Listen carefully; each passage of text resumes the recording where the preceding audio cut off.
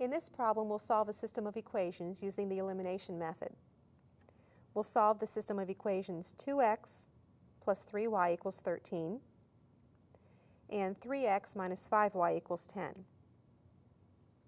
To use the elimination method, we look for coefficients that are opposites. We look at the coefficients of x, 2 and 3, those aren't opposites. The coefficients of y are 3 and negative 5, those aren't opposites.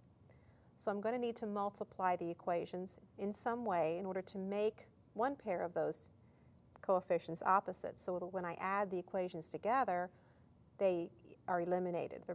Their sum is 0. I could choose to eliminate x. I'm going to choose to eliminate y because they already have opposite signs.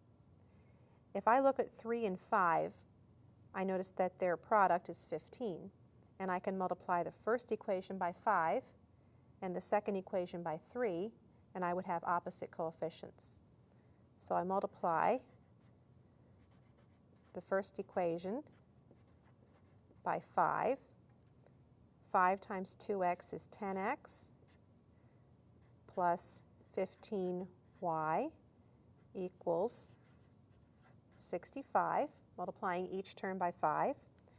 The second equation I will multiply by 3. I would have 9x minus 15y equals 30. Now I have 15y in one equation and minus 15y in the other. So that when I add, I have 10 plus 9, which is 19x, 15y minus 15y, which is 0, and 65 plus 30, which is 95. To solve for x, I divide on both sides by 19, and I have x equals 5. Now this is just one coordinate in the ordered pair that I need as a solution, so I need to solve for y.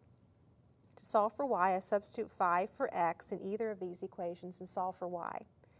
I'm going to use the first equation, and I have 2x plus 3y equals 13. Substituting 5 for x, this gives me 2 times 5 plus 3y equals 13, or 10 plus 3y equals 13. Now I subtract 10 from both sides of the equation, and I have 3y equals 3. Dividing by 3 on both sides, I have y equals 1. So I have a possible solution of 5, 1. And to check it, I substitute 5 for x and 1 for y in both of these equations. It makes both of the equations true, so I will state that the solution is the ordered pair 5, 1.